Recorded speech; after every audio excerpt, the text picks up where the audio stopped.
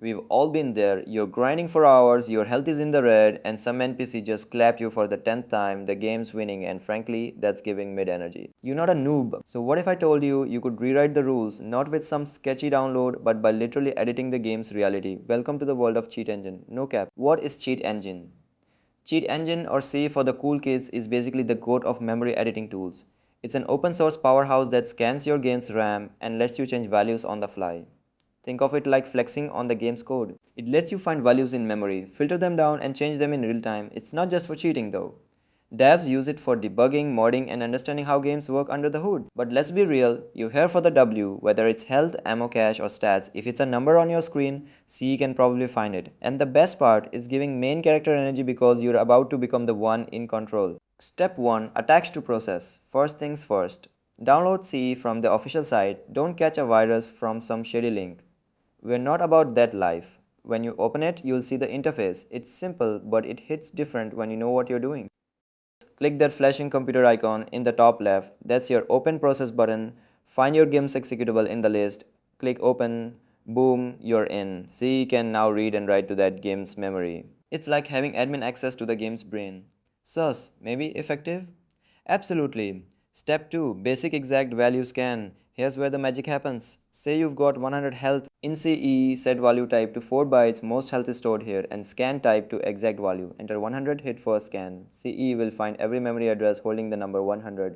There'll be hundreds, maybe thousands of results. That's okay. Now go back to the game, take some damage, your health drops to 90. Pause the game if you need to. In CE, enter 90, hit next scan, the list shrinks. Repeat this cycle until you've got one address left, that's your health. Right click it, add it to the address list below, and double click the value to change it. Set that to 9999.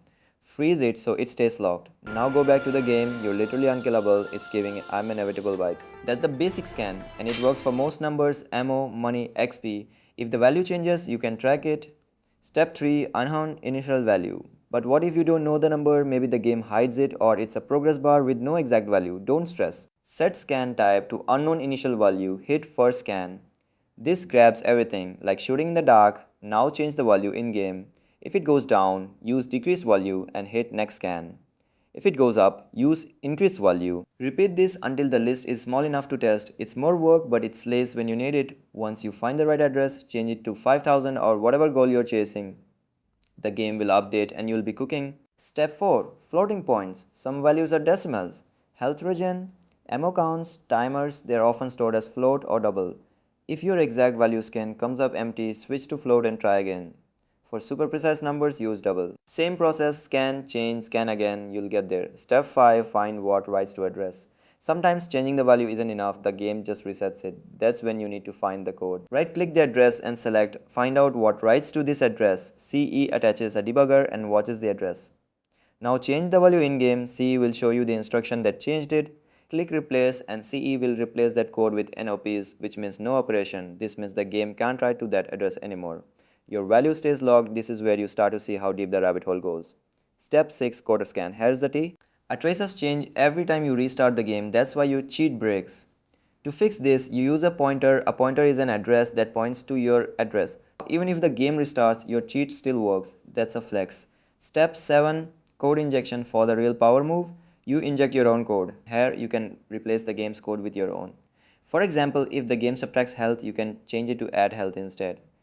Step 8. Multi-level pointers. Some games are extra. They use multi-level pointers pointing to pointers. You just repeat the same process until you find a static base address.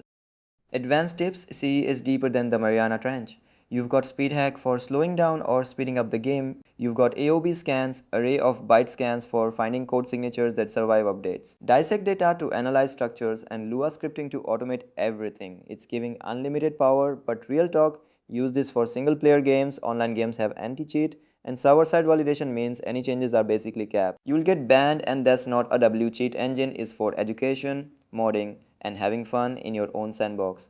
Don't be that guy ruining multiplayer lobbies. Touch grass, maybe. It teaches you how games work, gives you creative freedom, and lets you break the rules in the best way. It's not just about winning, it's about understanding the system, exploiting it, and making the game your own.